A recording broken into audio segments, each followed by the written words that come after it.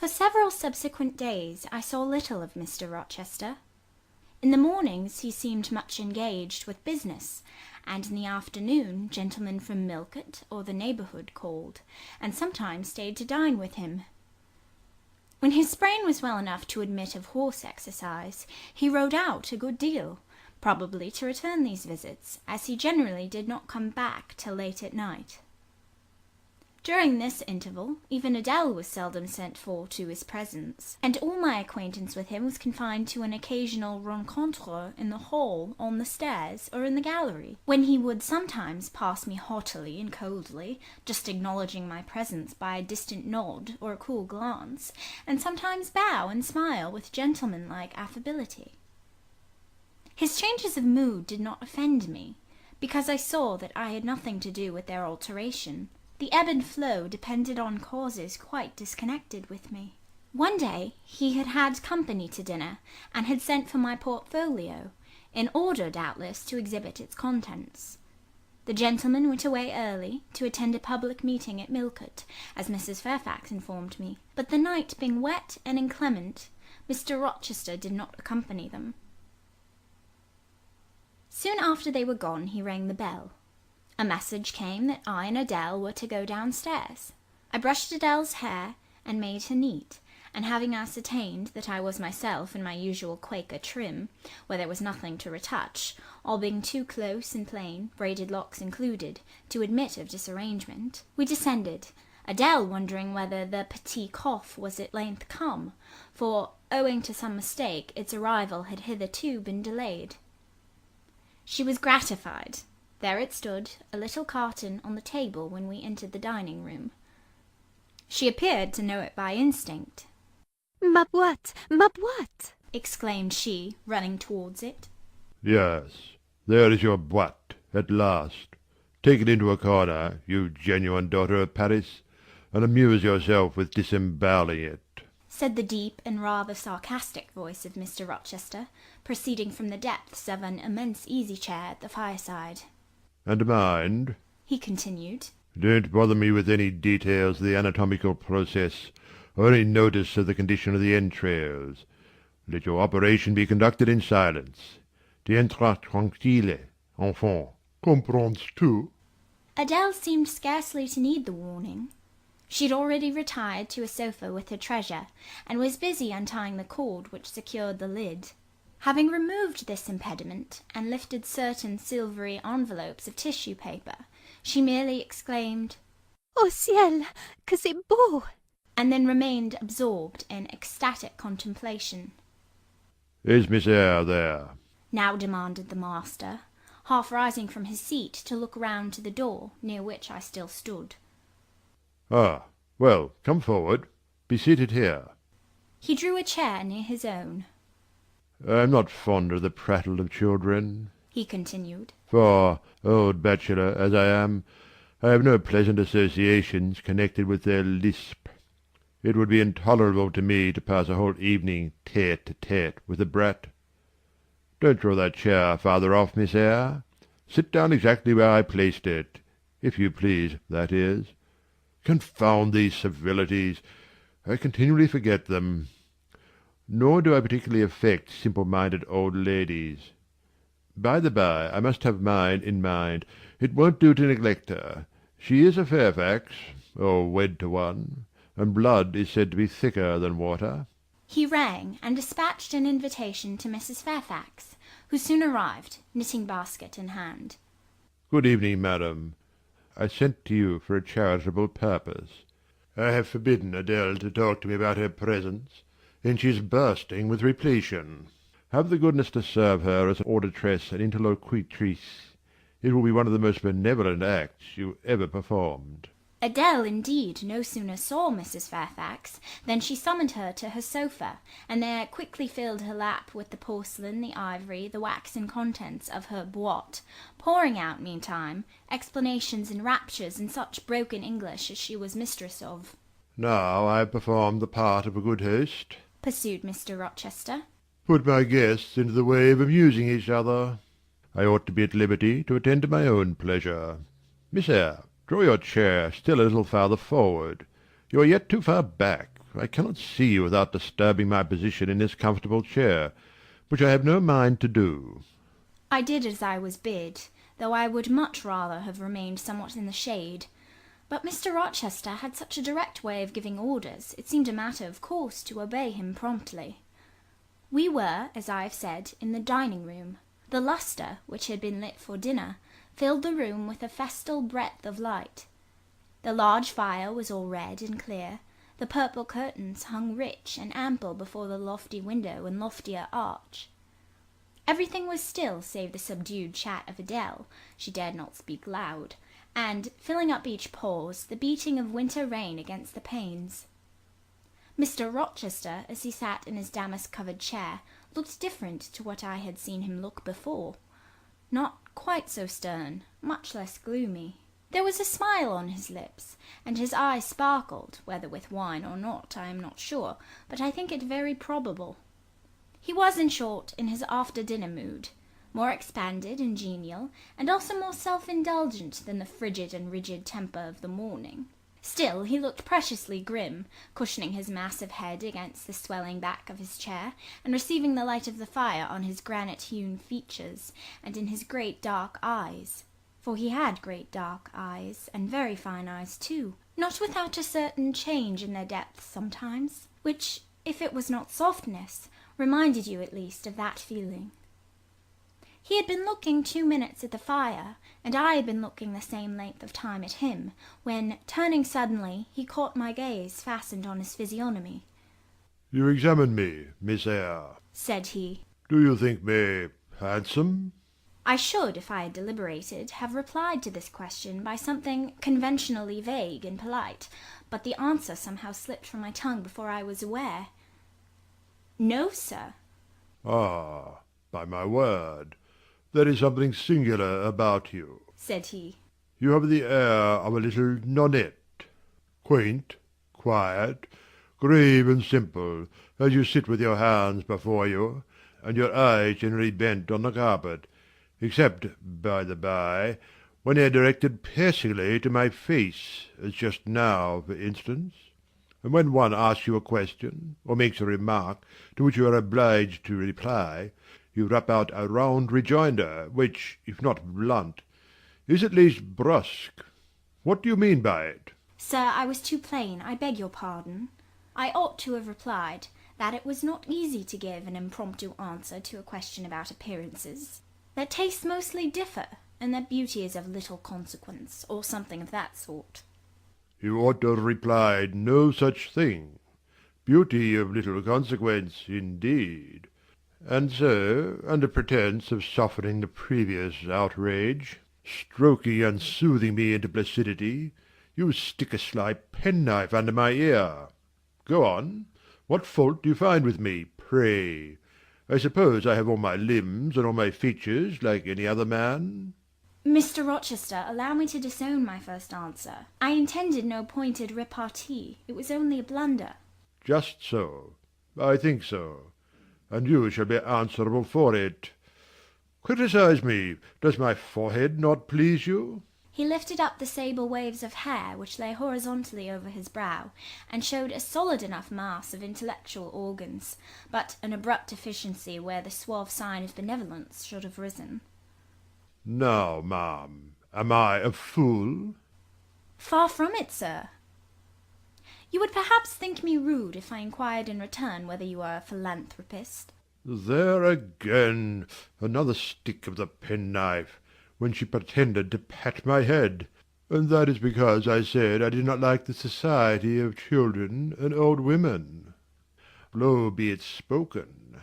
No, young lady, I am not a general philanthropist, but I bear a conscience. And he pointed to the prominences which are said to indicate that faculty, and which, fortunately for him, were sufficiently conspicuous, giving indeed a marked breadth to the upper part of his head. And, besides, I once had a kind of rude tenderness of heart. When I was as old as you, I was a feeling fellow enough, partial to the unfledged, unfostered, and unlucky. But fortune has knocked me about since. She has even kneaded me with her knuckles, and now, I flatter myself, I am hard and tough as an india-rubber ball, impervious, though, through a chink or two, still, and with one sentient point in the middle of the lump. Yes. Does that leave hope for me? A hope of what, sir? Of my final retransformation from india-rubber back to flesh? Decidedly he has had too much wine, I thought, and I did not know what answer to make to his queer question. How could I tell whether he was capable of being retransformed? You look very much puzzled, Miss Eyre, and though you are not pretty any more than I am handsome, yet a puzzled air becomes you. Besides, it is convenient, for it keeps those searching eyes of yours away from my physiognomy, and busies them with the worsted flowers of the rug. So puzzle on. Young lady, I am disposed to be gregarious and communicative to-night. With this announcement he rose from his chair, and stood leaning his arm on the marble mantelpiece. In that attitude his shape was seen plainly as well as his face. His unusual breadth of chest, disproportionate almost to his length of limb. I am sure most people would have thought him an ugly man, yet there was so much unconscious pride in his port, so much ease in his demeanour, such a look of complete indifference to his own external appearance, so hearty a reliance on the power of other qualities, intrinsic or adventitious, to atone for the lack of mere personal attractiveness, that, in looking at him, one inevitably shared the indifference, and even in a blind, imperfect sense, put faith in the confidence. I am disposed to be gregarious and communicative to-night, he repeated, and that is why I sent for you. The fire and the chandelier were not sufficient company for me, nor would Pilate have been, for none of these can talk. Adèle is a degree better, but still far below the mark. Mrs. Fairfax, ditto. You, I am persuaded, can suit me, if you will. You puzzled me the first evening I invited you down here. I have almost forgotten you since. Other ideas have driven yours from my head. But to-night I am resolved to be at ease, to dismiss what importunes, and recall what pleases. It would please me now to draw you out, to learn more of you. Therefore, speak. Instead of speaking, I smiled, and not a very complacent or submissive smile either. Speak, he urged. What about, sir? Whatever you like. I leave both the choice of subject and the manner of treating it entirely to yourself. Accordingly, I sat and said nothing. If he expects me to talk for the mere sake of talking and showing off, he will find he has addressed himself to the wrong person, I thought. You are dumb, Miss Eyre. I was dumb still. He bent his head a little towards me, and with a single hasty glance seemed to dive into my eyes. Stubborn? he said. And annoyed. Ah, it is consistent. I put my request in an absurd, almost insolent form. Miss Eyre, I beg your pardon. The fact is, once for all, I don't wish to treat you like an inferior. That is, correcting himself, I claim only such superiority as must result from 20 years' difference in age and a century's advance in experience. This is legitimate, et je tiens, as Adèle would say. And it is by virtue of this superiority, and this alone, that I desire you to have the goodness to talk to me a little now, and divert my thoughts, which are galled with dwelling on one point, cankering as a rusty nail. He had deigned an explanation, almost an apology, and I did not feel insensible to his condescension, and would not seem so. I'm willing to amuse you if I can, sir, quite willing. But I cannot introduce a topic, because how do I know what will interest you? Ask me questions, and I will do my best to answer them. Then, in the first place, do you agree with me that I have a right to be a little masterful, abrupt, perhaps exacting sometimes, on the grounds I stated, namely, that I am old enough to be your father, and that I have battled through a varied experience with many men of many nations, and roamed over half the globe, while you have lived quietly with one set of people in one house? Do as you please, sir. That is no answer, or rather, it is a very irritating because a very evasive one. Reply clearly. I don't think, sir, you have a right to command me, merely because you are older than I, or because you have seen more of the world than I have. Your claim to superiority depends on the use you have made of your time and experience. Promptly spoken, but I won't allow that, seeing that it would never suit my case, as I have made an indifferent, not to say a bad use of both advantages. Leaving superiority out of the question, then, you must still agree to receive my orders, now and then, without being piqued or hurt by the tone of command. Will you? I smiled. I thought to myself, Mr. Rochester is peculiar. He seems to forget that he pays me £30 per annum for receiving his orders. The smile is very well, said he, catching instantly the passing expression. but speak, too. I was thinking, sir, that very few masters would trouble themselves to inquire whether or not their paid subordinates were piqued and hurt by their orders. Paid subordinates? What? You are my paid subordinate, are you? Oh, yes, I had forgotten the salary. Well, then, on that mercenary ground, will you agree to let me hector a little? No, sir, not on that ground, but on the ground that you did forget it, and that you care whether or not a dependent is comfortable in his dependency. I agree heartily. And will you consent to dispense with a great many conventional forms and phrases, without thinking that the omission arises from insolence? I am sure, sir, I should never mistake informality for insolence.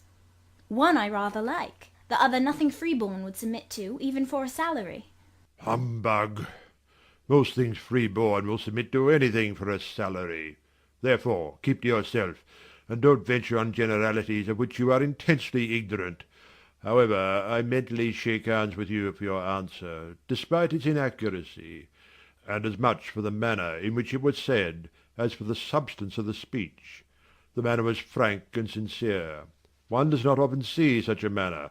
No, on the contrary, affectation or coldness, or stupid, coarse-minded misapprehension of one's meaning are the usual rewards of candour. Not 3 in 3,000 raw school-girl governesses would have answered me as you have just done. But I don't mean to flatter you. If you are cast in a different mould to the majority, it is no merit of yours. Nature did it. And then, after all, I go too fast in my conclusions. For what I yet know, you may be no better than the rest. You may have intolerable defects to counterbalance your few good points. And so may you, I thought. My eye met his as the idea crossed my mind. He seemed to read the glance, answering as if its import had been spoken as well as imagined. Yes, you are right, said he. I have plenty of faults of my own. I know it, and I don't wish to palliate them, I assure you. God wot, I need not be too severe about others. I have a past existence, a series of deeds, a colour of life to contemplate within my own breast, which might well call my sneers and censures from my neighbours to myself. I started, or rather, for like other defaulters, I like to lay half the blame on ill fortune and adverse circumstances, was thrust on to a wrong tack at the age of 21, and have never recovered the right course since. But I might have been very different. I might have been as good as you, wiser, almost as stainless. I envy you your peace of mind, your clean conscience, your unpolluted memory. Little girl, a memory without blot or contamination must be an exquisite treasure, an inexhaustible source of pure refreshment, is it not? How was your memory when you were 18, sir? All right, then. Limpid, salubrious. No gush of bilge water had turned it to fetid puddle. I was your equal at 18, quite your equal. Nature meant me to be, on the whole, a good man, Miss Eyre, one of the better kind. And you see I am not so. You would say you don't see it. At least I flatter myself I read as much in your eye. Beware, by the by, what you express with that organ. I am quick at interpreting its language. Then take my word for it. I am not a villain, you are not to suppose that, not to attribute to me any such bad eminence. but owing, I verily believe, rather to circumstances than to my natural bent, I am a trite commonplace sinner, hackneyed in all the poor petty dissipations with which the rich and worthless try to put on life. Do you wonder that I avow this to you? Know that in the course of your future life you will often find yourself elected the involuntary confidant of your acquaintances' secrets. People will instinctively find out, as I have done, that it is not your forte to tell of yourself, but to listen while others talk of themselves. They will feel, too, that you listen with no malevolent scorn of their indiscretion, but with a kind of innate sympathy, none the less comforting and encouraging because it is very unobtrusive in its manifestations. How do you know? How can you guess all this, sir? I know it well. Therefore I proceed almost as freely as if I were writing my thoughts in a diary. You would say I should have been superior to circumstances. So I should. But you see, I was not. When fate wronged me, I had not the wisdom to remain cool. I turned desperate. Then I degenerated. Now, when any vicious simpleton excites my disgust by his paltry ribaldry, I cannot flatter myself that I am better than he. I am forced to confess that he and I are on a level. I wish I had stood firm. God knows I do. Dread remorse when you are tempted to err, Miss Eyre. Remorse is the poison of life. Repentance is said to be its cure, sir. It is not its cure. Reformation may be its cure, and I could reform. I have strength yet for that, if...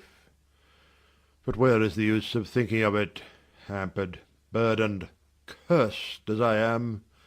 Besides, since happiness is irrevocably denied me, I have a right to get pleasure out of life, and I will get it, cost what it may. Then you will degenerate still more, sir. Possibly. Yet why should I, if I can get sweet, fresh pleasure? And I may get it as sweet and fresh as the wild honey the bee gathers on the moor. It will sting. It will taste bitter, sir.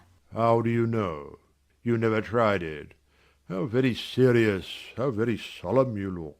And you are as ignorant of the matter as this cameo head. Taking one from the mantelpiece. You have no right to preach to me, you neophyte, that have not passed the porch of life, and are absolutely unacquainted with its mysteries. I only remind you of your own words, sir.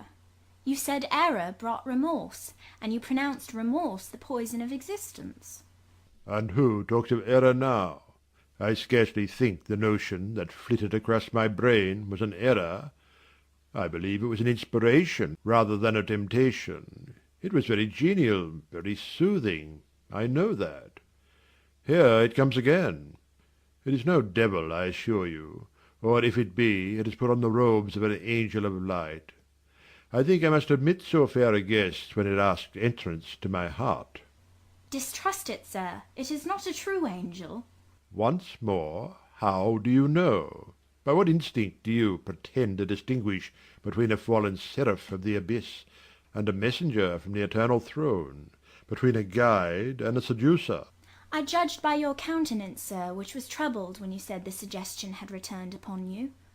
I feel sure it will work you more misery if you listen to it. Not at all. It bears the most gracious message in the world. For the rest, you are not my conscience-keeper, so don't make yourself uneasy. Here, come in, bonny wanderer. He said this as if he spoke to a vision, viewless to any eye but his own. Then, folding his arms, which he had half extended on his chest, he seemed to enclose in their embrace the invisible being. Now, He continued, again addressing me. I have received the pilgrim, a disguised deity, as I verily believe. Already it has done me good. My heart was a sort of charnel. It will now be a shrine. To speak truth, sir, I don't understand you at all. I cannot keep up the conversation because it has got out of my depth. Only one thing I know. You said you were not as good as you should like to be, and that you regretted your own imperfection. One thing I can comprehend. You intimated that to have a sullied memory was a perpetual bane. It seems to me that if you tried hard, you would in time find it possible to become what you yourself would approve, and that if, from this day, you began with resolution to correct your thoughts and actions, you would in a few years have laid up a new and stainless store of recollections, to which you might revert with pleasure. Justly thought, rightly said, Miss Eyre. And at this moment I am paving hell with energy. Sir? I am laying down good intentions which I believe durable as flint. Certainly my associates and pursuits shall be other than they have been. And better. And better. So much better as pure ore is than foul dross. You seem to doubt me. I don't doubt myself. I know what my aim is, what my motives are, and at this moment I pass a law unalterable as that of the Medes and Persians, that both are right. They cannot be, sir, if they require a new statute to legalize them. They are, Miss Eyre, though they absolutely require a new statute. Unheard-of combinations of circumstances demand unheard-of rules. That sounds a dangerous maxim, sir, because one can see at once that it is liable to abuse. Sententious sage. So it is. But I swear by my household gods not to abuse it. You are human and fallible. I am. So are you. What then? The human and fallible should not arrogate a power with which the divine and perfect alone can be safely entrusted. What power? That of saying of any strange, unsanctioned line of action, "Let it be right." Let it be right. The very words. You have pronounced them. May it be right, then, I said as I rose, deeming it useless to continue discourse which was all darkness to me, and besides sensible that the character of my interlocutor was beyond my penetration, at least beyond its present reach, and feeling the uncertainty, the vague sense of insecurity, which accompanies a conviction of ignorance. Where are you going? To put Adèle to bed. It is past her bedtime. You are afraid of me, because I talk like a sphinx. Your language is enigmatical, sir, but though I am bewildered, I am certainly not afraid. You are afraid. Your self-love dreads a blunder. In that sense I do feel apprehensive. I've no wish to talk nonsense. If you did, it would be in such a grave, quiet manner I should mistake it for sense. Do you never laugh, Miss Eyre? Don't trouble yourself to answer. I see you laugh rarely. But you can laugh very merrily. Believe me, you are not naturally austere, any more than I am naturally vicious.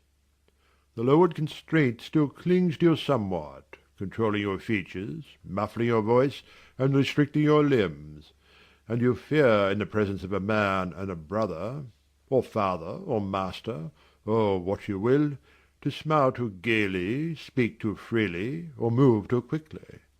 But in time I think you will learn to be natural with me, as I find it impossible to be conventional with you. And then your looks and movements will have more vivacity and variety than they dare offer now. I see at intervals the glance of a curious sort of bird through the close-set bars of a cage. A vivid, restless, resolute captive is there. Were it but free, it would soar cloud-high. You are still bent on going? It has struck 9, sir. Never mind. Wait a minute. Adèle is not ready to go to bed yet.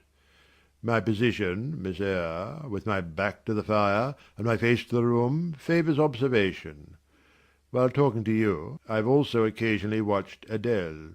I have my own reasons for thinking her a curious study, reasons that I may, nay, that I shall impart to you some day. She pulled out of her box about 10 minutes ago a little pink silk frock. A rapture lit her face as she unfolded it. Coquetry runs in her blood, blends with her brains, and seasons the marrow of her bones. Il faut que je le sais, cried she, et à l'instant même. And she rushed out of the room. She is now with Sophie, undergoing a robing process. In a few minutes she will re-enter, and I know what I shall see, a miniature of Céline Varens, as she used to appear on the boards at the rising of... but never mind that. However, my tenderest feelings are about to receive a shock. Such is my presentiment. Stay now to see whether it will be realized. Ere long, Adèle's little foot was heard tripping across the hall. She entered, transformed as her guardian had predicted. A dress of rose-coloured satin, very short, and as full in the skirt as it could be gathered, replaced the brown frock she had previously worn. A wreath of rosebuds circled her forehead. Her feet were dressed in silk stockings and small white satin sandals. Est-ce que ma robe va bien? Cried she, bounding forwards. Et mes souliers, et mes pas. Tenez, je crois que je vais danser. And spreading out her dress, she chassed across the room till, having reached Mr. Rochester, she wheeled lightly round before him on tiptoe, then dropped on one knee at his feet, exclaiming, Monsieur, je vous remercie mille fois de votre bonté. Then rising, she added, C'est comme cela que maman faisait, n'est-ce pas, monsieur? Precisely. was the answer. And, comme cela, she charmed my English gold out of my British breeches pocket. I have been green too, Miss Eyre, aye, grass green. Not a more virile tint freshens you now than once freshened me. My spring is gone, however, but it has left me that French floweret on my hands, which, in some moods, I would fain be rid of, not valuing now the root whence it sprang, having found that it was of a sort which nothing but gold dust could manure. I have but half a liking to the blossom, especially when it looks so artificial as just now. I keep it, and rear it rather on the Roman Catholic principle of expiating numerous sins, great or small, by one good work. I'll explain all this some day. Good night. End of chapter 14.